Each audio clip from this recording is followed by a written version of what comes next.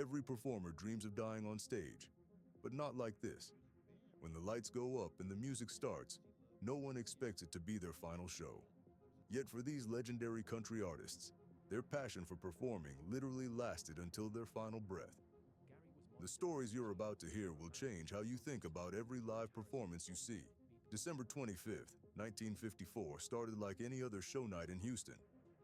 The City Auditorium was packed with fans eager to see Johnny Ace, a performer known for pushing boundaries and delivering unforgettable shows.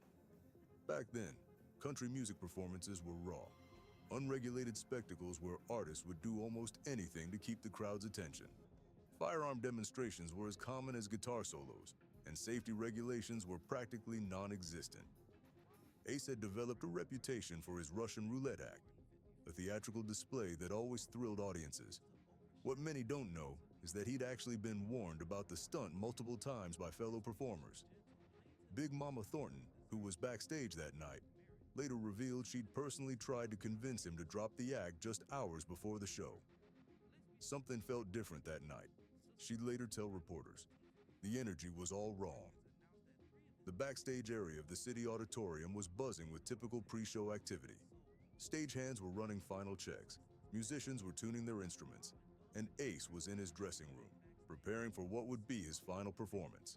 According to witnesses, he seemed unusually nervous, something out of character for the typically confident performer.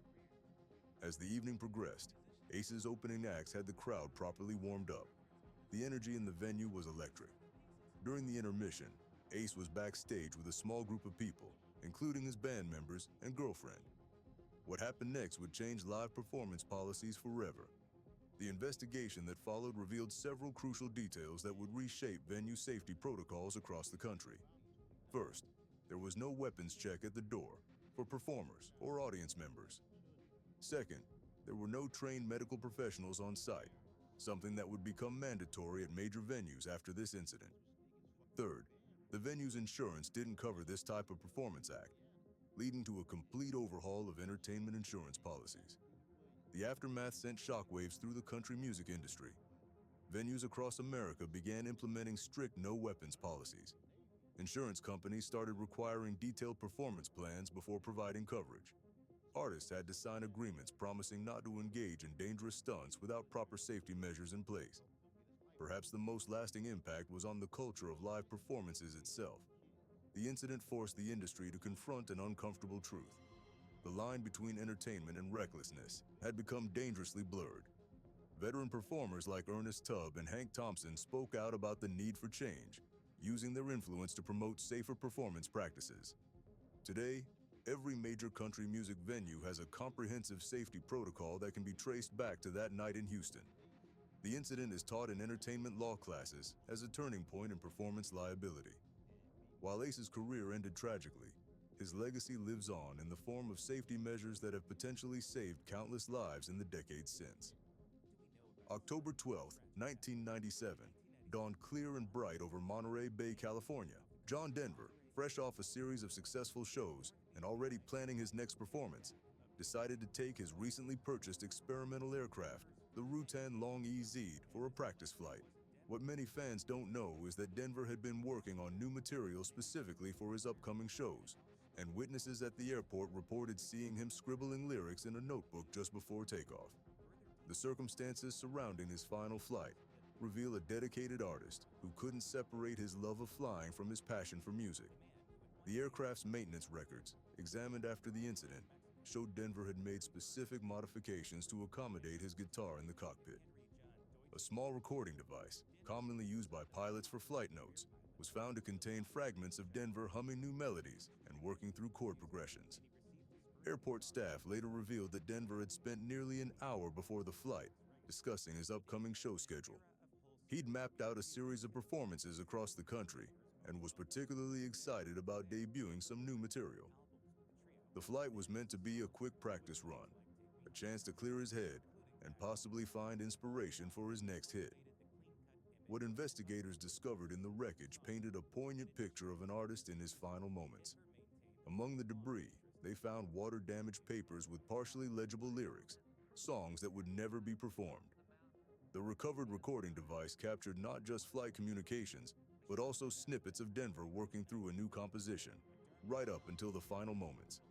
The flight path itself seemed to tell a story.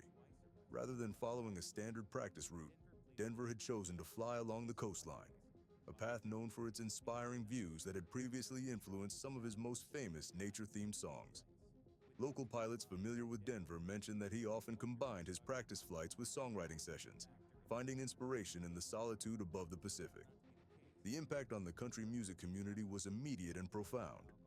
Fellow artists like Willie Nelson and Johnny Cash spoke about Denver's unique ability to combine his two passions, flying and music, in a way that influenced both art forms. His dedication to perfecting his craft, whether in the air or on stage, became legendary in industry circles. Perhaps most touching were the accounts from the venue staff where Denver had last performed. They described how he'd spent time after his final show discussing plans for upcoming performances, sharing ideas for new songs, and even sketching out stage arrangements. The notebook recovered from the crash site contained these very plans, along with notes for what would have been new material. Today, both the aviation and music communities remember Denver's final flight as more than just a tragic accident. It represents the lengths to which great artists will go to find inspiration, and the thin line between passion and risk. The unreleased material from that day remains sealed in archive vaults, respecting Denver's family's wishes, but his influence on country music's relationship with aviation themes continues to resonate. The radio station's standard on-air light glowed red that spring morning in 1989. Keith Whitley, already established as one of country music's most powerful voices, had arrived early to run through some tracks for what would become his final broadcast. The studio crew later recalled how he'd seemed unusually reflective that day, taking extra time to perfect each note during soundcheck. What makes this story particularly haunting is the existence of the station's backup recording system. While the main broadcast went out live, a secondary tape captured everything, including the off-air moments between songs.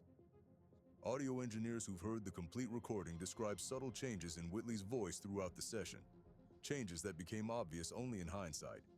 The performance started normally enough. Whitley opened with his signature song, his voice strong and clear as ever. But observant listeners noticed something different in his delivery. The station's technical director, monitoring the sound levels, spotted irregular patterns in Whitley's breathing between verses, something unusual for such a seasoned performer. As the session progressed, studio staff began exchanging worried glances. Whitley's band members, all veterans who had performed with him countless times, later said they could feel something was off. The tempo of his songs gradually slowed, and his typically perfect pitch began to waver slightly. But being the professional he was, Whitley pressed on.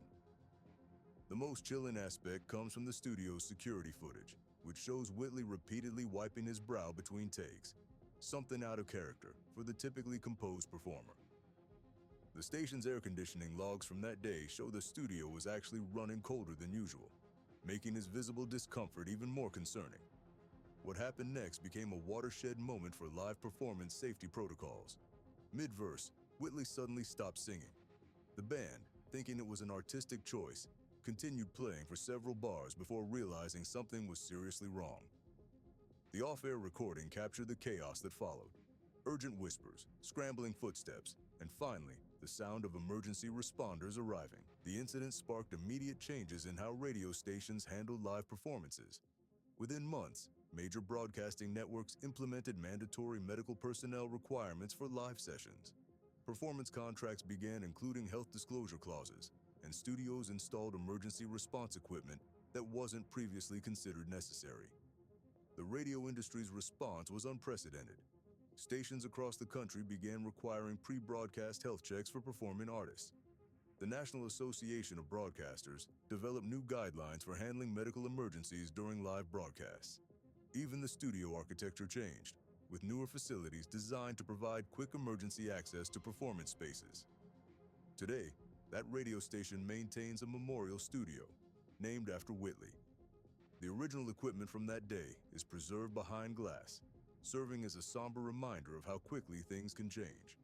The complete recording remains sealed in the station's archives, accessed only by music historians with special permission.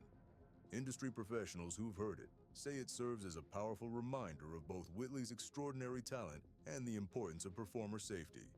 The Longhorn Saloon in Whistler, Canada, had seen its share of legendary performances, but November 8, 1995, would enter the history books for all the wrong reasons. Country Dick Montana, frontman of the Beat Farmers, took the stage that night with his usual larger-than-life presence. The venue was packed, the atmosphere electric, and no one could have predicted what was about to unfold. What made this night different started hours before the show. The venue's bartender later revealed that Montana had arrived earlier than usual, spending time meticulously checking the stage setup, something he rarely did. He'd even rearranged the microphone placement, telling the sound engineer he wanted every word to count tonight. The show began with Montana's trademark energy. The band launched into their set, the crowd responding with typical enthusiasm. Witnesses in the front row described Montana as being particularly animated, engaging with the audience more than usual. The band's drummer would later say that Montana was performing like a man possessed by the music itself. Security camera footage from that night, rarely shown but preserved in music archives, captures the precise moment everything changed. Montana was mid-verse in "The Girl I Almost Married" when he suddenly stopped, looked up at the venue's ceiling lights, and smiled.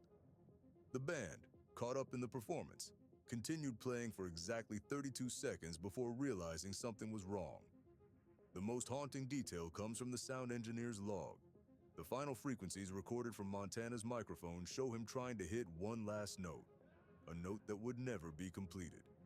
The venue's acoustic setup, which usually captured every nuance of performance, instead documented those final moments in clinical detail. The immediate response created a template for how venues handle on-stage medical emergencies. The Longhorn staff, though unprepared for such an event, acted quickly. Their actions that night would later be studied and incorporated into venue safety protocols across North America. Within months, the Montana Protocol became standard at live music venues, a comprehensive emergency response plan that remains in use today. What many don't know is that Montana had left a sealed envelope in his dressing room. Inside was a handwritten note that read, "If the music's got to take me, let it take me on stage." Whether he sensed something was coming or simply lived by those words, they've become something of a legend in country music circles. The impact on the industry was immediate and lasting. The Longhorn Saloon installed defibrillators within weeks, something unheard of in music venues at the time. Other clubs followed suit. Performance contracts began including mandatory health and safety briefings. The very nature of live music insurance changed, with new clauses specifically addressing on-stage medical emergencies. Today, a plaque marks the spot where Montana played his final note.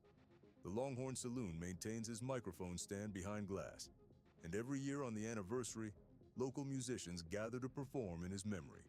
But perhaps his most enduring legacy is the heightened awareness of performer health and safety that his final show inspired. July 3rd, 1999, started as a celebration at the Palestrina Festival near Rome, Italy. The temperature had climbed to a scorching 95 degrees, but that didn't deter Mark Sandman from taking the stage. Known for his unique blend of country and alternative rock, Sandman had a reputation for giving everything to his performances, regardless of conditions. What makes this story particularly compelling is what happened during the sound check. The festival's technical director later revealed that Sandman had been unusually particular about the sound mix, saying he wanted to make sure every note hits like it's the last one. The heat had already caused two other acts to shorten their sets, but Sandman insisted on performing his full program. Backstage footage, rarely seen but preserved in music archives, shows Sandman talking with his band members about the set list. He made a last-minute change, moving his most powerful songs to the front of the show, a decision that would prove eerily prescient. The stage manager recalled him saying, "If we're going down swinging." The performance began at 9 p.m., with the Italian sun still beating down on the outdoor stage. Witnesses described Sandman as being particularly intense, delivering each line with unprecedented emotion. The festival's photographer captured a series of images showing him progressively becoming more engaged with the music, even as the heat took its toll. According to the soundboard recordings, which documented every moment, Sandman had just launched into his third song when something changed. the tempo suddenly slowed, and his voice took on a different quality. His band members, sensing something was wrong, tried to catch his eye. But Sandman, ever the professional, pressed on. The most chilling aspect of this story comes from the front row video footage. At exactly 9:23 p.m., Sandman stopped mid-chord, looked directly into the camera with a knowing smile, and said what would become his final words on stage. "This one's for keeps." Seconds later, he collapsed. The incident revolutionized how outdoor festivals handle performer safety. Within months, the Sandman guidelines were implemented across Europe and eventually worldwide. These protocols established mandatory heat indices for outdoor performances, required medical personnel within 50 feet of the stage, and set up cooling stations in performer areas. What wasn't publicly known until years later was that Sandman had written a letter to his manager that morning, describing his vision for future performances. The letter, now part of the Country Music Hall of Fame's collection, eerily foreshadowed events. Sometimes you've got to risk everything for that perfect moment on stage. The festival grounds now feature a permanent memorial, a microphone stand in bronze, eternally pointed toward the spot where Sandman delivered his final performance.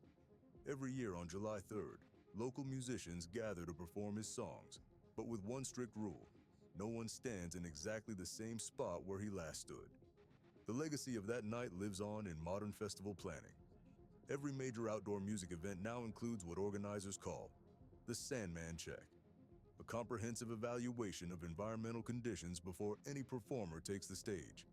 September 12, 2013, at Houston's Third Ward Blues Club started like any other Thursday night. Texas Johnny Brown, a veteran of countless performances, arrived early as always. What set this night apart was a conversation he had with the sound engineer. "Make sure you record everything tonight. Every single note matters." The venue's security cameras captured Brown in the hours before the show, methodically checking his guitar strings, something he'd done thousands of times before. But this time, he spent extra time on each one, as if memorizing their feel. The club's owner later shared that Brown had specifically requested his favorite spot on stage be marked with a piece of blue tape, something he'd never done before. What many don't know is that Brown had been fighting exhaustion for weeks. The club's regular customers noticed he'd been taking more breaks between songs lately, but his pride kept him from acknowledging any weakness.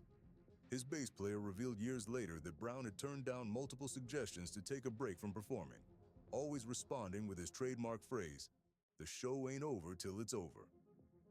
The performance began at 8:15 p.m. Despite visible fatigue, Brown delivered his opening numbers with characteristic precision. The venue's audio recording captures something remarkable. His guitar work was actually more intricate than usual, as if he was pouring every technique he'd ever learned into each song. The crowd, sensing something special, fell unusually quiet during his solos. Around 9:30 p.m., things took a turn. The stage manager noticed Brown's hands trembling between songs, but when approached, he waved off any concern. The club's CCTV footage shows him leaning heavily on his microphone stand, yet his voice never wavered. His band members exchanged worried glances, but Brown kept playing, launching into what would become his final set. The most poignant moment came during his signature song, "Two Steps from the Blues." The audio recording captures Brown adding new improvisations he'd never played before, creating what musicians now study as his ultimate version of the track. Even as his strength was failing, his creativity peaked. When the stage manager finally insisted he stop, Brown delivered the line that would become legendary in Texas blues circles. "Son, I was born on this stage, and if need be, I'll die on it too."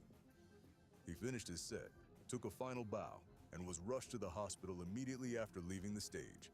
He never performed again. The impact on the blues and country scene was profound. The Third Ward Blues Club established the Brown Protocol, a mandatory health check system for performers over 60. Venues across Texas followed suit, creating rest areas backstage and implementing performance time limits for elderly musicians. Today, that piece of blue tape remains permanently embedded in the stage floor, covered with clear acrylic. New performers are told its story before they play their first note. The club maintains a memorial wall featuring Brown's last set list, his guitar picks from that night, and a simple quote: "The show ain't over till it's over." November 30, 1996, at the Women's Club of Minneapolis started with unusual preparation. Tiny Tim, despite warnings from his doctor and family, insisted on performing his signature song one last time. The venue's maintenance log shows they'd actually lowered the stage temperature to accommodate his condition, a detail that would later seem tragically ironic. Previously unreleased footage from the pre-show preparation reveals Tim meticulously arranging his ukulele strings, something he hadn't done personally in years. The soundcheck recording captures him practicing Tiptoe Through the Tulips repeatedly, each time adding subtle nuances that even longtime fans hadn't heard before. His wife, watching from the wings, later shared that he told her, "Tonight, we're going to make this song immortal." What many don't know is that Tim had left specific instructions with the lighting director. He wanted the lights dimmed everywhere except for a single spotlight, creating what he called his Heaven's Gate effect. The venue's electrical records show they actually had to modify their lighting board to accomplish this unique request. The performance began normally enough. Tim, despite visible discomfort, managed to deliver his opening numbers with characteristic flair. The venue's audio system captured every moment, including his labored breathing between songs, sounds that were expertly masked from the audience by his professional timing. At 10:30 p.m., Tim began what would become his final performance of Tiptoe Through the Tulips. The high-definition audio recording reveals something extraordinary. His falsetto was actually stronger than it had been in years, as if some hidden reserve of strength had emerged for one final show. The most heart-wrenching detail comes from the stage manager's log. At exactly 10:32 p.m., Tim paused mid-song, looked at his wife in the wings, and whispered something into his lapel microphone that only the sound engineer heard. "The tulips are finally blooming." Moments later, he collapsed, still clutching his beloved ukulele. This incident transformed how venues handle performers with known health conditions. The Tiny Tim protocol became standard practice across the industry, requiring medical clearance for at-risk performers and maintaining emergency medical equipment within arm's reach of the stage. Previously undisclosed documents revealed that Tim had actually prepared for this possibility. A sealed envelope found in his dressing room contained a handwritten note. "If these tulips must be my last, let them bloom on stage." Whether prophecy or preparation, these words now hang in the venue's memorial corner. The Women's Club of Minneapolis preserved the spotlight that illuminated Tim's final performance, never using it for another show. His ukulele, still in perfect tune from that night, rests in a climate-controlled display case near the stage. Every year on November 30th, the venue dims all lights except that special spotlight, creating Tim's Heaven's Gate effect in remembrance. The most lasting impact wasn't just on venue safety protocols, but on how the industry views performer dedication. Tim's determination to deliver one final perfect performance, despite knowing the risks, became a testament to the ultimate commitment to artistry. December 27, 2012, at the Rail Club in Fort Worth, Texas, began with an unusual interaction. Mike Scaccia, chatting with the lighting technician before soundcheck, made a specific request that would later seem prophetic: "Make them bright enough to see heaven." The venue's electrical logs show they actually had to bring in additional power to meet his lighting specifications. What wasn't publicly known until years later was that Scaccia had spent hours before the show restringing his guitar with a new technique he'd developed. The venue security footage shows him methodically working on his instrument, occasionally pausing to write in a notebook that would later be found to contain his final song ideas. The sound engineer's pre-show notes reveal something peculiar. Scaccia had requested his monitor mix to be crystal clear, like it's the last thing I'll ever hear. He ran through soundcheck multiple times, fine-tuning every frequency until it matched some perfect sound he heard in his head. At 11:15 p.m., the show began. The Rail Club's advanced recording system captured every moment in pristine quality. Those who've analyzed the audio note that Scaccia's playing was particularly intense that night, pushing technical boundaries even by his own high standards. His band members later recalled him performing with unprecedented energy. The most haunting detail comes from the venue's CCTV footage. At exactly 11:47 p.m., Scaccia looked up at those brilliantly bright lights he'd requested, smiled, and launched into what would become his final guitar solo. The audio engineers noted that his playing reached new levels of complexity and emotion, as if he were channeling something beyond himself. Just moments before the incident, Scaccia turned to his bandmates and said something picked up only by the stage microphones. "This is what heaven sounds like." Seconds later, under those bright lights he'd specifically requested, he collapsed while still playing. The impact on the music industry was immediate and far-reaching. The Scaccia standard was established, requiring venues to maintain specific lighting temperature ranges and monitor performers for signs of photosensitive reactions. The Rail Club installed a state-of-the-art health monitoring system, setting a new precedent for performance venue safety. What makes this story particularly poignant is what was found in his guitar case afterward. A handwritten note detailed his vision for the perfect show, including the specific lighting setup he'd requested. The note ended with words that now appear on a plaque at the Rail Club. "When the lights are bright enough, you can play straight into heaven." Today, the Rail Club maintains a permanent memorial. The exact spot where Scaccia played his final note is marked with an embedded guitar pick in the stage floor. The lighting rig from that night remains unchanged, though it's only illuminated once a year on the anniversary of his final performance. His legacy lives on not just in music, but in how venues approach performance safety. Every major concert venue now includes what technicians call the Scaccia check, a comprehensive evaluation of lighting effects and their potential impact on performers. The complete recording from that night remains in the Rail Club's archives, a testament to a performer who literally gave everything to his final show. December 19th, 1985, started as just another tour stop at North High School in Hillsboro, Ohio. Johnny Paycheck, riding high on his outlaw country fame, had no way of knowing this performance would revolutionize concert security forever. The venue's original security log, preserved in music history archives, shows a shocking lack of preparation. 2 untrained security guards, no metal detectors, and not a single emergency exit plan. What many don't know is that Paycheck's manager had sent 3 separate memos to venue management requesting additional security. Recently uncovered documents show these warnings were dismissed as unnecessary expenses for a small-town show. The venue's insurance paperwork didn't even list concert coverage, an oversight that would later become a major industry talking point. The incident unfolded during Paycheck's signature song, "Take This Job and Shove It." The venue's grainy security footage shows an altercation starting near stage left. Paycheck, ever the professional, initially continued performing while gesturing to his inadequate security team. The audio recording captures the exact moment everything changed. A metallic click, followed by chaos. According to witness statements, Paycheck's response in those crucial moments saved countless lives. Instead of fleeing the stage, he used his microphone to guide the crowd toward exits, potentially preventing a deadly stampede. His sound engineer later revealed that Paycheck had actually trained his crew for emergency scenarios, despite venue management considering it unnecessary. The investigation that followed uncovered disturbing patterns in concert security nationwide. Over 60% of small venues had no emergency protocols. Less than 40% employed trained security personnel. Paycheck's incident became a watershed moment for the industry. Within months, the Country Music Association established the first comprehensive security guidelines for live performances. The Paycheck Protocols, as they became known, transformed concert safety. Metal detectors became mandatory. Security staff-to-crowd ratios were established. Emergency response plans became legal requirements.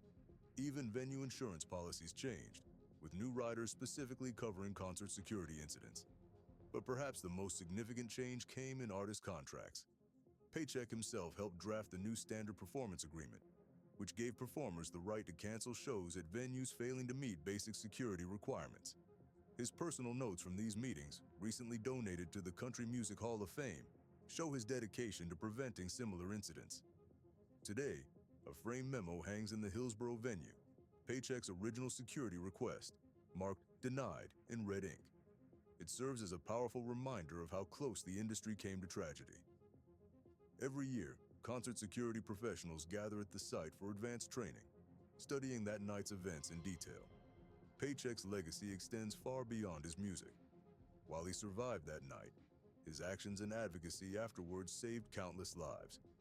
Modern concert goers might take metal detectors and security checks for granted, but industry veterans know every safely enjoyed performance owes a debt to that near-tragic night in Hillsboro, February 6, 2011, at the Andalusia Park Hotel in Estepona, Spain, marked what would become Gary Moore's final night of creating music.